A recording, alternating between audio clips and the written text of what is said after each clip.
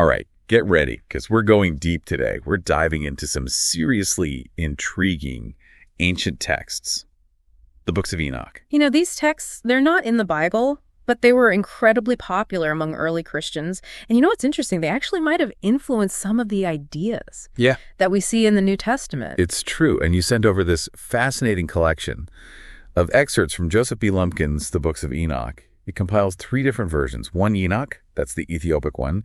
Then we have 2 Enoch, the Slavonic, and 3 Enoch, the Hebrew one. What I find really interesting is that for so long, people thought that 1 Enoch was actually written after the New Testament. Yeah, a lot of people thought it was a product of early Christian thought, but then, boom, the discovery of the Dead Sea Scrolls, a copy of 1 Enoch shows up, and it predates Christianity completely. Totally changes the game, right? Exactly. So our mission today, well, we're going to unpack these books. We're going to explore why they were so captivating to early Christians and why they didn't ultimately make it into the Bible, and what these books tell us about those early beliefs, about God, about humanity, and even about the cosmos. It's like piecing together a puzzle, a historical puzzle, trying to get that bigger picture of early religious thought. I love that analogy. Okay, so let's start with 1 Enoch. One of the most interesting parts to me is the story of the Watchers, these fallen angels who, well, they get a little too friendly with the human women. And they're even given specific names, like Samlazaz and Arakiba, just to name a couple. It can be a bit much, though, you know, listing every single name. I mean, we have excerpts from 3 different books here to get through. So Right, so instead of getting bogged down in all 20 names or whatever it is, I think the important question is why? Why does the author even name them? What's the point? That's a great question. I mean, it might reflect a belief that these figures, they weren't just, you know, these abstract entities. They're individual beings, responsibilities. You know, naming them, it could be a way of holding them accountable for what they did. Right, because these fallen angels, they're said to have actually fathered a race of giants, and their actions ultimately lead to, well, all the wickedness that causes the flood. It's a story that, you know, kind of echoes Genesis, but it's definitely got a lot more detail in 1 Enoch. A lot more detail, yeah. And it's interesting, too, how 1 Enoch connects with some of those familiar stories from the Bible, like God's commands to Noah in Genesis about wiping out the wicked, you know, starting fresh. Those commands are actually mirrored in Enoch's visions about a new righteous world. So it's almost as if 1 Enoch is expanding on those biblical narratives, adding another layer of understanding to them. Exactly. It gives us a glimpse into how those stories from the Bible were being interpreted, how they were elaborated on back in the Second Temple period. I mean, for those who might not be familiar with that term, the Second Temple period, that refers to a specific era in Jewish history. Thank you. Yeah, it's good to clarify that. Yeah. Sometimes we get lost in all the jargon. Okay, so Enoch isn't just telling a captivating story here, right? He's almost acting like an intermediary between God and humanity. Oh, yeah, absolutely. We see this throughout 1 Enoch. Especially in his visions. He travels through the heavens, encounters the divine throne, and he's given, you know, all this knowledge to bring back to Earth. It's like those descriptions in Matthew and Revelation, all those celestial beings, that feeling of awe and majesty. Do you think it's possible that those authors might have actually been inspired by 1 Enoch? Oh, it's definitely possible. Remember, we now know 1 Enoch actually predates those New Testament writings. It's almost like we're seeing the roots of those later descriptions of heaven and the divine presence. I can see how these stories would have been really powerful to those early Christians who were trying to understand the afterlife and trying to understand God's power. For sure. And it wasn't just about visions of heaven. In 1 Enoch, we also get these really detailed descriptions of the natural world. Like there's this intricate calendar system based on the sun, divided into 4 seasons with 12 months each. Oh, wow. That's so different from the lunar calendar that was used by the Jews at the time. What do you make of that? You know, it's really fascinating, and it's hard to say for sure what the author intended. Maybe they were drawing on different cultural traditions, or maybe they were trying to convey a deeper, more symbolic meaning. About cosmic order, maybe. It definitely raises more questions than it answers. That's for sure. And then, of course, there are those animal parables. Oh, boy. Talk about cryptic. Right. They seem to be chronicling history. But it's all veiled in this language of... It's like a secret code, almost. Yeah. But even if we don't understand every single detail, you know, these parables still give us a peek into how the author viewed history and the forces at work in the world. There are hints in there about the rise and fall of civilizations, maybe even some prophecies about future events like a historical mystery wrapped in an allegory. I'm starting to see why these books were so captivating to those early Christians. It's this blend of, like, history and prophecy and spiritual insight. Absolutely. And they connect to familiar biblical narratives, but also expand on them, offering a deeper dive, so to speak, into the mysteries of the divine. I love that. Yeah. Speaking of mysteries, 1 Enoch also lays out this framework called the 10 weeks of judgment. It basically divides history into these 10 epochs that lead up to final judgment. And a new heaven and earth. A concept we also see reflected in Christian eschatology. It's all about understanding the fate of the world ultimately and God's plan for humanity. It's like a roadmap of history, leading towards this predetermined goal. That must have been comforting to those early Christians, right? Trying to make sense of a world that was full of chaos and uncertainty. Oh, absolutely. These apocalyptic visions offered a sense of hope and meaning, promising that in the end, good triumphs over evil, and righteousness will be rewarded. Okay, well, I think we've covered a lot of ground here with 1 Enoch. And it's clear that it was influential, but we also know it didn't make it into the Bible. And I'm really curious to explore why that is and what the other books of Enoch have to offer. But first, I think, let's take a moment. Let all of this information sink in. What are your initial thoughts on 1 Enoch? Well, it's a complex text, that's for sure. It's multifaceted, and it offers us this really interesting glimpse into a worldview that's so different from our own. What I find most fascinating, I think, is how it blends historical accounts with visionary experiences to create this narrative that's both grounded, but also mystical at the same time. Yeah, it's definitely not your typical Sunday school material, that's for sure. But it does offer this fascinating window into the beliefs and the concerns of those who came before us. What stands out to you so far?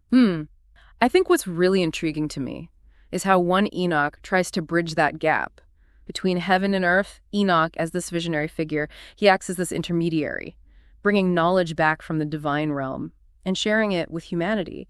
It speaks to this deep desire, I think, a deep human desire to connect with the divine, to understand those mysteries of the cosmos and to understand our place within it all. I think you're so right, that longing for connection. I think that is a timeless human pursuit. So you ready to move on to the next chapter of our Enochian exploration? It's time to dive into 2 Enoch. Absolutely. Let's see what 2 Enoch has in store for us. All right, so we've spent some time exploring 1 Enoch. Now it's time to journey into 2 Enoch, often called the Slavonic Enoch, or even the secrets of Enoch. What makes this one unique? Well, one thing that really stands out is the focus on Enoch's journey through multiple heavens. It's like this cosmic adventure story with angels, celestial mechanics, It even includes an encounter with God himself. Multiple heavens. I mean, that's a concept. Yeah. That we find in other religious traditions, right? Oh, yeah, for sure. It pops up in all sorts of mystical and philosophical schools of thought. It suggests there's this hierarchical structure to the divine realm. In 2 Enoch, each heaven is unique. It has its own wonders and everything. And it reflects, different aspects of that divine order. Wow. I can only imagine. Those descriptions must be mind-blowing. Oh, absolutely. In one heaven, Enoch witnesses these angels just constantly praising God. And in another, he gets this crash course in how the stars and planets move. It's wild. So he's getting a VIP tour of the cosmos, guided by angels. I mean, it's amazing. But what do you think the author was trying to convey with all this heavenly imagery? That's a good question.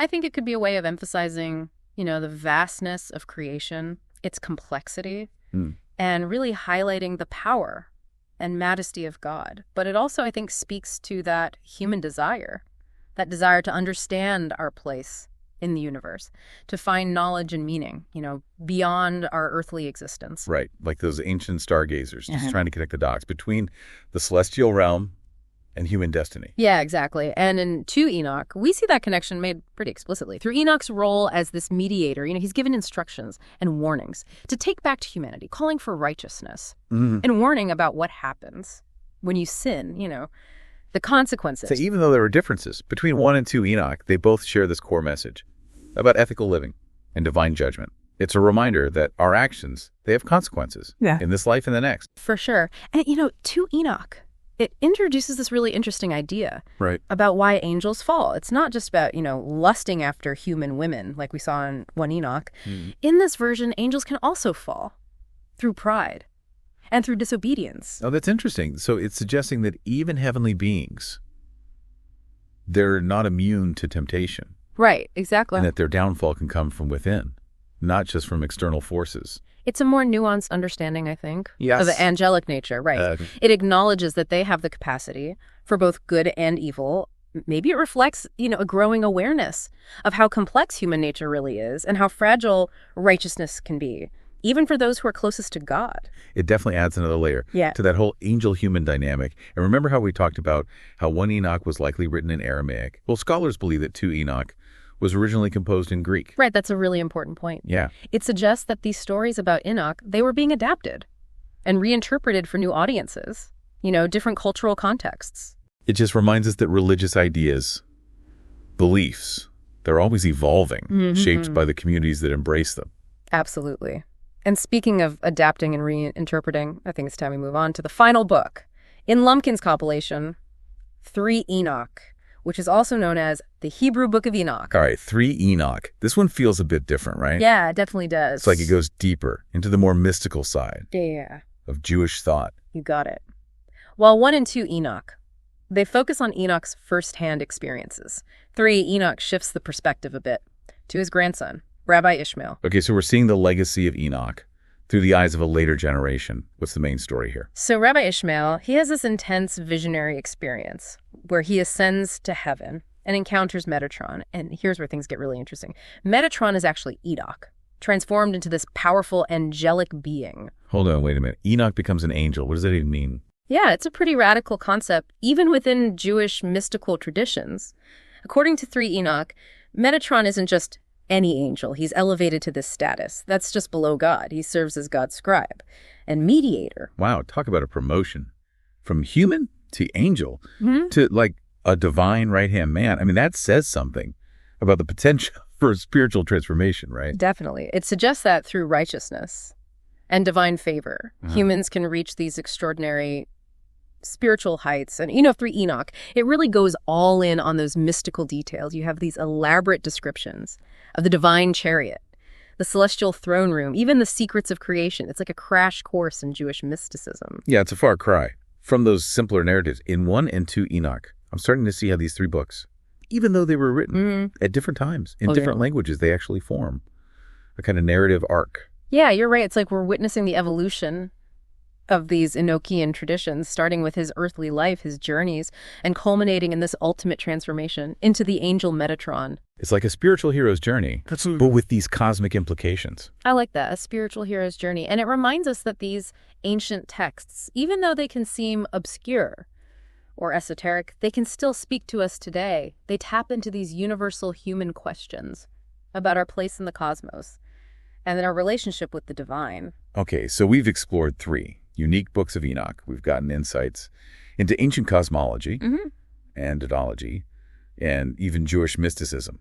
But what I'm really curious about now is how these books, particularly 1 Enoch, relate to the New Testament. We know that early Christians were reading them, but were there any direct influences? No, that's where things get really interesting. We have to do some detective work. There are definitely some intriguing connections that suggest these traditions really were intertwined. For example, the Book of Jude, it actually quotes a prophecy that's attributed to Enoch, and that prophecy is found in 1 Enoch. Really? So a New Testament writer is directly quoting from 1 Enoch. It seems that way. That's a pretty strong link. It is. It suggests that 1 Enoch wasn't just known, but actually respected as a source of authoritative teaching, at least by some early Christians. It's like finding a missing puzzle piece that suddenly makes the picture much clearer. And there are other parallels, too. Think about the term Son of Man that Jesus uses to refer to himself. That same title, with its messianic implications, features prominently in 1 Enoch, especially in those chapters, about his visions. So Jesus may have been drawing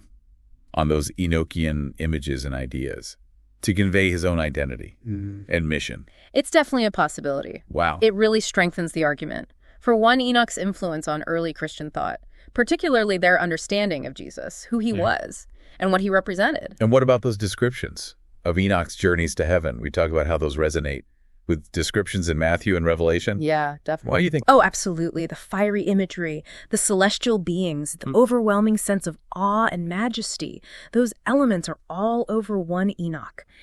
And those apocalyptic visions in the New Testament, it's almost as if Revelation is building on a foundation laid by 1 Enoch, taking those earlier visions and expanding them into this grand cosmic drama about the end of times. Sounds like those early Christians were drawing inspiration from these older traditions, weaving them into their own, evolving understanding of the faith. Absolutely. You know, it's a good reminder that the development of religious thought is a dynamic process, drawing on all these different sources. And interpretation. Right. And while the Books of Enoch, they might not be part of the official canon. Yeah. For many Christian denominations today, it's clear that they played a really significant role in shaping the beliefs and the imagination of those early followers of Jesus. I'm really starting to understand why these books are so important for understanding the evolution of religious thought. But if they were so influential, why were they left out of the Bible? What happened? Well, that's the million-dollar question, right? It's a story of shifting priorities and theological debates within the early church.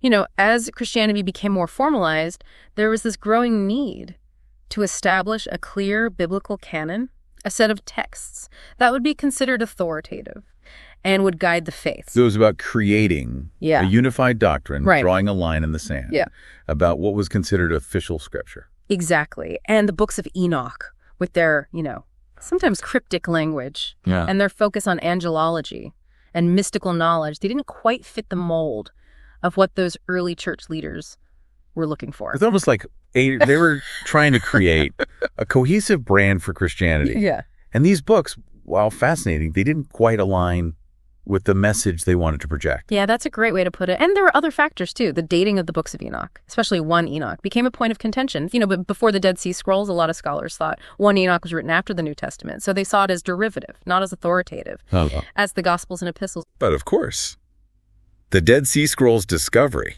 changed everything, right? It proved that 1 Enoch actually predates Christianity. It completely changed our understanding of the relationship between those texts. And then there's the issue of content. Some of those stories in the Books of Enoch, especially the ones about fallen angels and their giant offspring, they raise some eyebrows. Among those early church fathers, I can imagine. Those stories, they're pretty wild. Even by today's standards, they probably seemed a little too out there for a religious community that was trying to establish a unified, and let's face it, a more orthodox doctrine. Yeah, they were dealing with a lot of different ideas and interpretations back then, trying to establish a clear and consistent message. Exactly. So it's not that those books were considered heretical, right, or outright rejected. It's more that they didn't quite fit the mold. Yeah, I think that's a good way to put it. Of what those early church leaders envisioned for the official canon. They were seen as too different, too outside the mainstream of what was considered essential for understanding the Christian faith.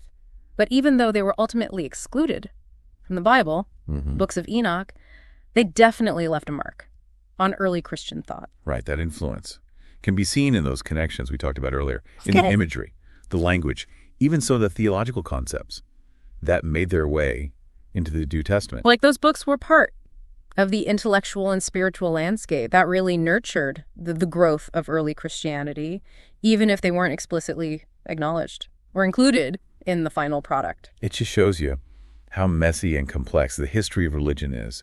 All these different strands of thought weaving together. It's a beautiful tapestry. To create the tapestry of beliefs that we see today. And speaking of tapestry, the Books of Enoch haven't just influenced religious thought. They've also had this surprising impact on art, literature, even pop culture. Ready to explore those connections? Absolutely. Let's see how these ancient texts have continued to inspire and intrigue people across centuries and mediums. I'm ready for some cultural deep dives. All right, so we've gone pretty deep now into the world of the Books of Enoch, exploring their history, their influence on early Christianity, and even those kind of wild stories about those fallen angels. Yeah, and we even touched upon how they might have actually shaped some familiar ideas in the Bible, and even why these books didn't end up in the official canon. But our journey isn't over yet. We've got some curious listeners with some great questions. And I'm also really interested to see how the Books of Enoch have influenced art, literature, and even pop culture. But first, let's tackle those listener questions. Sounds good. This first one comes from Sarah. She asks, if the Books of Enoch weren't in the Bible, why were early Christians even reading them? That's a great question, Sarah. It's easy to forget that. Back in those early days, there wasn't this one fixed Bible like we have today. Right. It wasn't set in stone. Exactly. Early Christians, they were exploring all kinds of writings, trying to figure out what they believed, how to practice their faith. And it was a new faith. Brand new, yeah. So they were trying to make sense of it all. And the Books of Enoch, well, they had these really exciting stories about angels, giants, connections to figures like Noah. They must have been pretty captivating. And don't forget, they even hinted at the coming of a Messiah. Right, which would have resonated really strongly with early Christians. Like they were doing their own deep dives. Exactly. They They were gathering wisdom and insights from all these different sources. And for a time, the Books of Enoch were a key part of that. Okay, our next question comes from David. He asks, what are some good resources for learning more about the Books of Enoch? Well, David, you're in luck. There's actually a ton of resources out there. Yeah, both online and in print. A good starting point would be to check out different translations of the Books of Enoch. You can find many online and at libraries. Definitely. And for those who really want to dive deep, there are some excellent scholarly commentaries and analyses. One that comes to mind is One Enoch, a commentary by George W.E. Nicholsburg. That one's pretty dense. It is. Very thorough, though. If you're looking for something a little more accessible. There's The Lost Book of Enoch, a comprehensive guide by Michael E. Stone. That one's good. Oh, and don't forget those online resources, like the Enoch Project Yeah. and the Dead Sea Scrolls Digital Library. Yeah, those are great. They're treasure troves of information. Remember, the beauty of a deep dive is that you get to compare different interpretations and ultimately form your own conclusion. Right. There's no one right answer. Exactly. Okay, so let's switch gears a bit and talk about the cultural impact of the Books of Enoch. It's amazing to me how these ancient texts have inspired artists and writers for centuries. It really is, yeah. One example that comes to mind is John Milton's Paradise Lost, one of the most famous works of English literature. That whole concept of fallen angels rebelling against God, it's heavily influenced by One Enoch. Wow, it's like those ancient stories planted seeds Right. that blossomed into these powerful works of art. Exactly. And it's not just literature either. Nope. Visual artists, Yeah.